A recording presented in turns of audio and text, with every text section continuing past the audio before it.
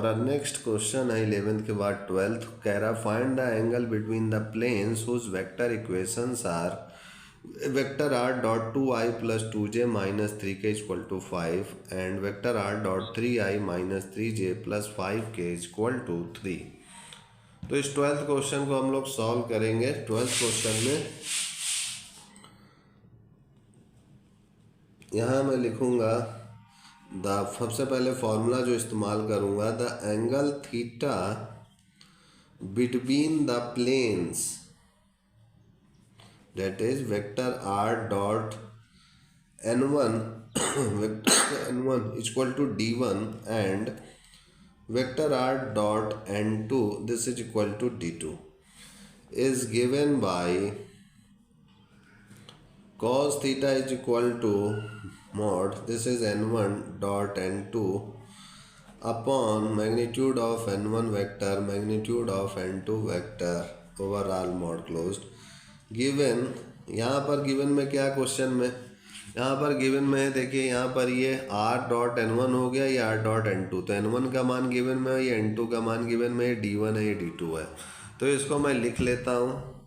यहाँ गिवन में मेरे पास n1 equal to 2i plus 2j minus 3k और मेरे पास n2 है, this is 3i minus 3j plus 5k। तो देयरफॉर ये हो जाएगा मेरे पास cos theta is equal to this is 2i plus 2j minus 3k dot 3i minus 3j plus 5k upon this is magnitude of n1 that is under root of 2 का square plus 2 square plus minus 3 square this is under root 3 square plus minus 3 square plus 5 square. अब मैं इसको आगे solve करूँगा, अगर तो i का i के साथ करूँगा तो 6, फिर j का j के साथ करूँगा तो माइनस 6, फिर k का k के साथ करूँगा तो माइनस 15 अपॉन ये हो जाएगा अंडर रूट में 4 4 16 और 9 ये मेरा 3 का स्क्वायर यानी 9। तो 2 का स्क्वायर 4, 2 का स्क्वायर 4 4 4 8 8 और 9 17 और ये 9 और 9 18 18 और 25 तो ये 43। तो इसको ओवरऑल मल्टीप्लाई करूँ तो हो जाएगा 15 upon under root 731। Therefore theta is equal to cos inverse ये हो जाएगा मेरे पास 15 बटे अंडर रूट 731। तो यही मेरा रिक्वायर्ड आंसर हो जाएगा। तो इस टाइप से मेरा ये 12th क्वेश्चन भी सॉल्व हो चुका है। 12th के बाद देखिए मेरा नेक्स्ट क्वेश्चन 13th क्या कह रहा है। कह रहा है in the following cases determine whether the given planes are parallel और perpendicular and in case they are neither find the angle between them.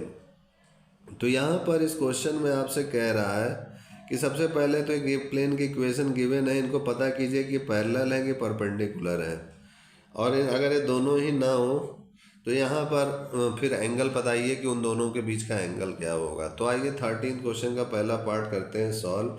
यहाँ पर 7x plus 5y plus 6z plus 30 equal to 0 दिया हुआ एक plane की equation. दूसरे plane की equation है 3x minus y minus 10z plus 4 equal to 0 है। तो आइए इस 13th क्वेश्चन को हम लोग सॉल्व करते हैं। तो 13th क्वेश्चन का A part, this is direction ratios of the normal of the planes. तो ये हो जाएगा 7x plus 5y plus 6z plus 30 is equal to 0 r। तो ये हो जाएगा, यहाँ से अगर देखूँ मैं तो इसका डायरेक्शन रेशियो क्या हो जाएगा, x y और z का कोफिशिएंट क्या है 7 5 6। तो यही हो जाएगा इसका 7 5 6। ठीक है। अब इसी तरीके से मैं दूसरे इक्वेशन का लिखूँगा direction ratios of the normal of the plane.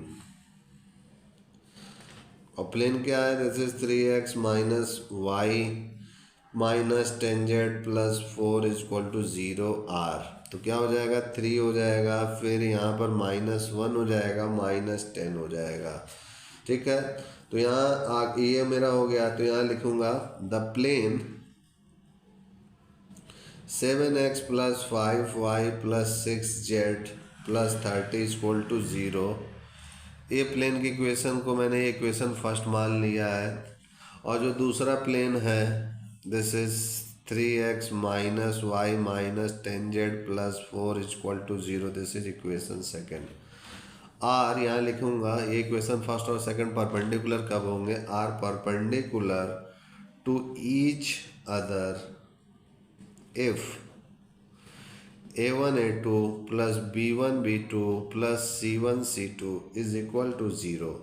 तो यहाँ पर ये मेरा है a1 b1 c1 a2 b2 c2, इनकी वैल्यू को पुट आउट करूँगा तो 7 इंटू 3 और plus 5 into minus 1 plus c1 c2 यानी 6 इंटू माइनस 10। तो यहाँ से अगर मैं सॉल्व कर रहा हूँ तो ये तो मेरा हो गया 21 माइनस 5 माइनस 60।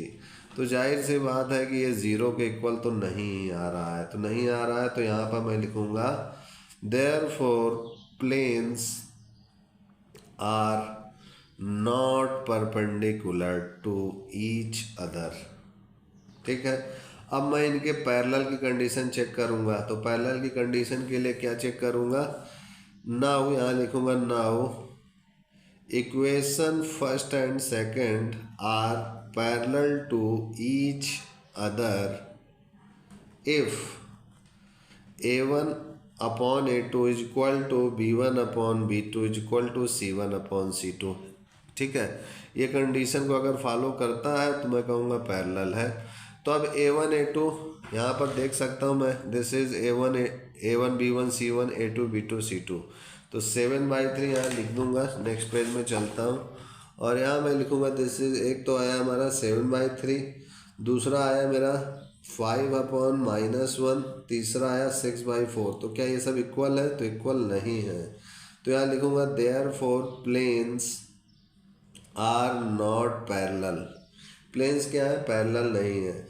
अब यहाँ पर cos थीटा निकालूँ, therefore cos theta is equal to a1 a2 plus b1 b2 plus c1 c2, this is upon में अंडर रूट में ये हो जाएगा, एक तो a1 square plus a2 square plus a3 square, और फिर से this is b1 square b2 square b3 square, ये हो गया मेरा।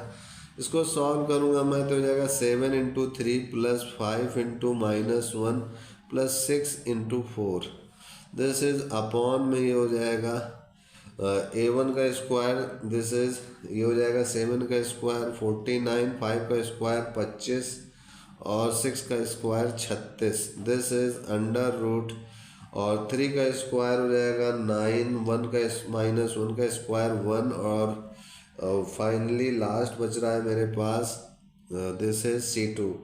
तो ये है मेरे पास, यहाँ पर ये 4 है, एक बार चेकआउट कर लो 4 है कि 10 है, सॉरी ये देखिए यहाँ पर ये -10 है, मैं जल्दीबाजी में गलत लिख दिया हूँ। तो यहाँ पर ये -10 है तो भी ये इसके इक्वल नहीं होगा। ठीक है, तो ये हो जाएगा प्लस 10 का स्क्वायर 100। तो आगे मैं इसको सॉल्व करूँगा तो ये हो जाएगा मेरे पास 7 3 जा 21 minus 5 plus 24 by this is 36 है ये, और ये 9 6 5 11 11 9 20, 2 कैरी 4 2 6 6 3 का 9 9 2 11 110 आ गया। और इसको भी सॉल्व करता हूँ तो ये भी 110 आएगा। तो ओवरऑल ये मुझको मिल रहा है -44/110। तो इसको सिंप्लीफाई अगर करूँ मैं तो 11 2 जा 11 1 जा और 0 जा, तो 2 1 जा 2 5 जा, तो ये आ गया मेरे पास ये 1/5 आ रहा है। एक बार फिर से मैं चेक कर लूँ सही किया हूँ कि नहीं। तो 11 4 जा, सॉरी ये 4 जाएगा तो ये 2 होगा। ठीक है, अब सही है। तो ये हो जाएगा cos थीटा इक्वल टू -2/5, तो थीटा हो जाएगा मेरे पास cos इनवर्स -2/5।